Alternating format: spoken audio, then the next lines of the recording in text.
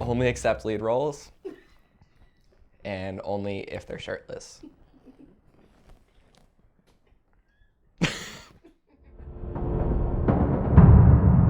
Since I was like 13, I've been recording music and stuff, so I thought it was a good idea to go to school for music production.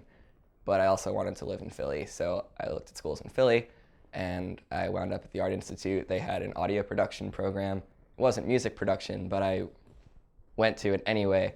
And on my first day of like open house and stuff, I met with one of my favorite professors there, and he was like, if you want to do music production, this is not the school for you. And I was like, oh. And he was like, yeah.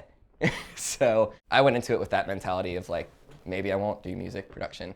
An obstacle thus far in my career has been a lot of dinguses who claim they can do what they can't do, and then people hire them for what they can't do, but they did it anyway, and then I have to fix their mistakes.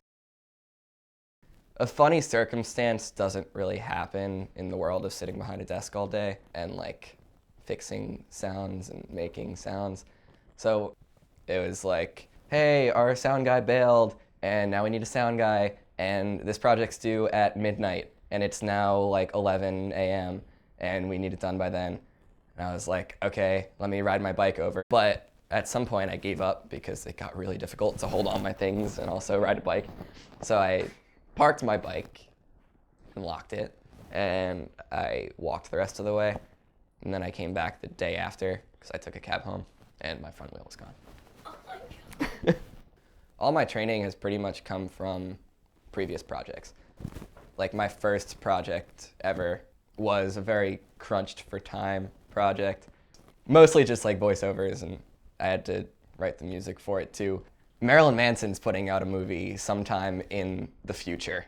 I don't know when, because it was supposed to come out years ago, and it would be super duper cool to work on that movie. Even though he's doing all the scoring and stuff, it would be fun to just be a part of it, no matter what the role was. I feel like he's a good inspiration in terms of like innovation with simplicity, to sound really poetic for a minute. I made that up on the spot. I feel like a lot of the Saw movies were derived from a lot of ideas that Marilyn Manson brought to the table with his music videos and stuff like that. And I think as far as sound goes, Saw is one of my favorite series, is also one of my favorite movies as a whole. If you put all Saw movies together, that would be my favorite movie. And I think the sound is phenomenal in those movies. It's got all the booms, all the whooshes, all the... What has hindered me is my full-time job. I obviously need to do something for money, and obviously the indie scene is not the best place to get money. So, I mean, it would be a lot easier if my job was 9 to 5, so I knew my hours and I could sign up for things, and I could say, yes, I'll be there. So that's probably my biggest hindrance. So if I had to offer advice to someone who was just getting started, I would say don't work on projects that you don't want to do, because chances are you're not getting paid for it. And if you don't want to do it, then it's work. It's not like something that you're enjoying to do. And then you're just going to complain about it to all your friends. It's like, I'm not getting paid and I don't even want to do this. And then you're going to stop wanting to do other things. I can't really think of a project I've done that I didn't actually want to be a part of. And so I still enjoy what I do. I like to think that has something to do with it. I'd say success in a project is actually being happy with the final product, which to me often comes in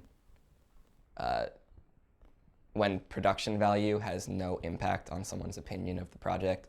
You always want to walk out of a screening and someone doesn't say something to you. Like, you don't want to hear, oh, that shot was weird, or the color here was wrong, or the sound in this one place was a little off. Success is when you did something that you're proud of.